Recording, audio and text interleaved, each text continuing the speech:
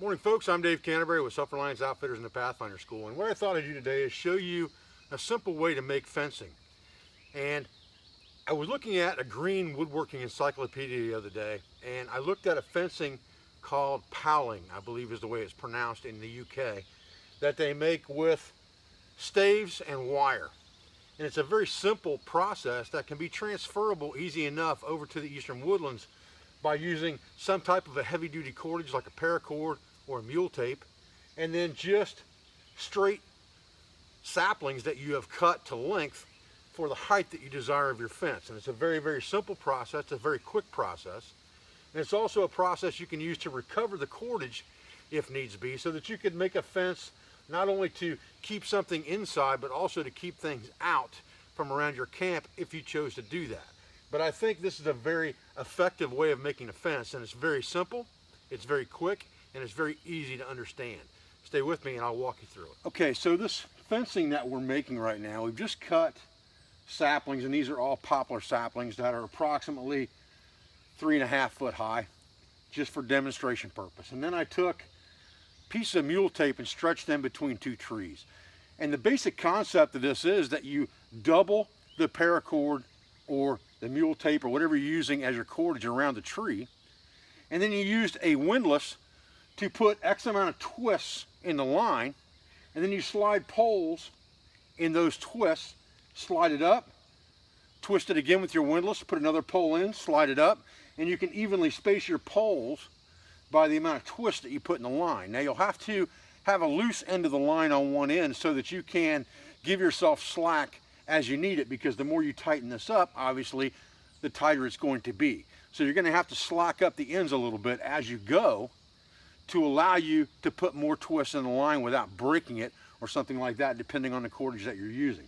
So let's kind of take this apart real quick, and then we'll look at it again, and I'll show you exactly how this is done. So the first thing I've done is I've taken two pieces of mule tape, one below and one up higher, and I've wrapped them one time around the tree and then taken them to the other end and just tied it off in some fashion that I can get undone as this starts to tighten up. And I've started with a little slack in both of these lines.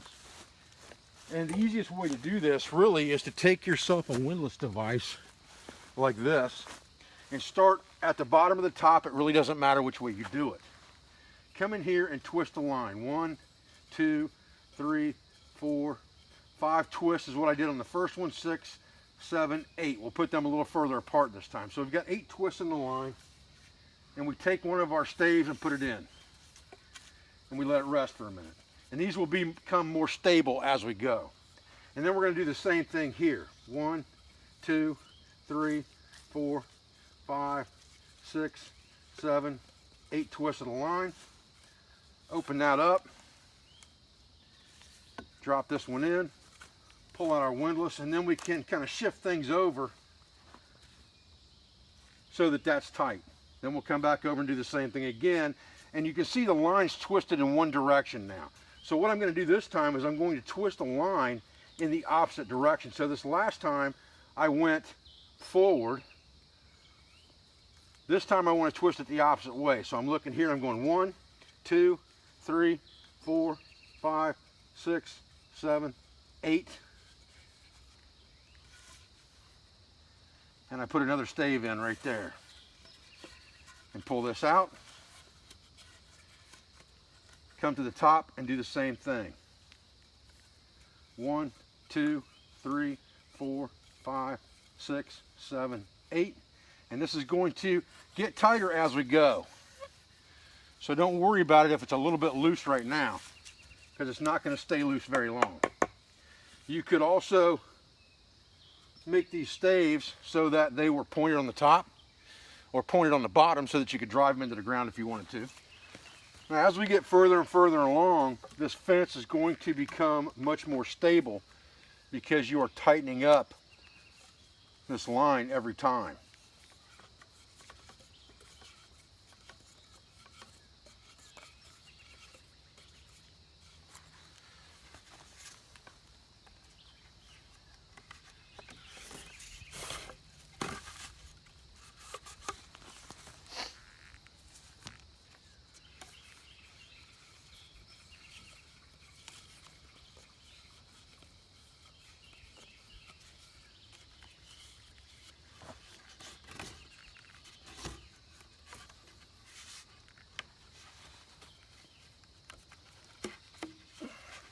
Now as this line gets tighter, the job of getting these where you want them gets tougher and tougher. So now you're going to go to the other end probably and loosen these lines up.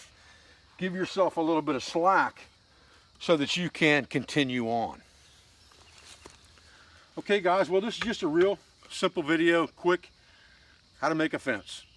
But fences can come in handy for lots of things depending on how close together they are, depending on whether you're trying to keep things in or keep things out, and if you're trying to keep live food so that it doesn't spoil. This is an easy way to build a fence for all types of uses in bushcraft fashion while you're out in the woods, even if you're at a camp that's not going to be there for a long period of time, because you can recover your cordage from this easy enough. I appreciate your views. I appreciate your support. I thank you for everything you do for our school, for our family, and for our business, for all of our sponsors, instructors, affiliates, and friends. And I'll be back with another video as soon as I can. Thanks, guys.